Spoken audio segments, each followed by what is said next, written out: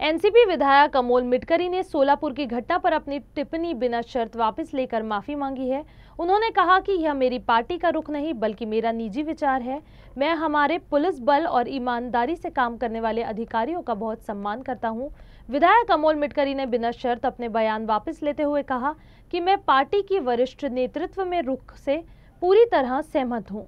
NCP विधायक अमोल मिटकरी ने कहा था कि सोलापुर की महिला पुलिस उपाधीक्षक अंजना कृष्णा का व्यवहार अनुचित है। उन्होंने मुख्यमंत्री अजीत पवार की बदनामी की है। अगर आईपीएस अधिकारी को राज्य में उप मुख्यमंत्री के बारे में ही जानकारी नहीं है तो उनकी शिक्षा संदिग्ध है। मिटकरी ने कहा था कि पूजा खंडेकर की मिसाल पर चलते हुए संघ लोक सेवा आयोग ने आयोग को उन्होंने पत्र लिखकर अधिकारी के दस्तावेज की जाँच करने का अनुरोध किया है। अमोल मिटकरी ने संदेह जताया था कि इस नियुक्ति में बड़े पैमाने में भ्रष्टाचार हो सकता है और आईपीएस अधिकारी को तुरंत निलंबित किया जाना चाहिए। उन्होंने आगे कहा कि हालांकि इस संबंध में पार्टी की काफी आलोचना हो रही है, लेकिन यह गलत है। यह मेरा निजी रुख था और मैंने इसके लिए खेद भी व्यक्त किया है। उन्होंने कहा कि विभिन्न दलों के निकम्मे लोग सिर्फ राजनीति के लिए आलोचना कर रहे हैं। मिटकरी ने विपक्ष को चेतावनी दी कि हम अजीत पवार की वजह से चुप है, लेकिन सही समय पर जवाब देंगे। इस बयान से विपक्ष में आरोप प्रत्यारोप तेज होने की संभावना है। हालांकि मिटकरी का बयान वापस लेना कई सवाल खड़े करता है।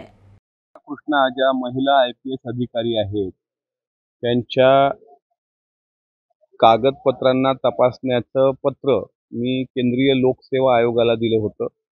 अर्थातच मी कोणाच्या कागदपत्रांची तपासणी करण्याचं पत्र द्यावं तो माझा वैयक्तिक विधिमंडळाचा अधिकार आहे। मी विद्यमान विधिमंडळाचा सदस्य आहे। त्या पत्रामध्ये त्या महिलेचा कुठेही अवमान करणं किंवा अवमान केला असेल असं कोणीतरी सिद्ध करून दाखवावं।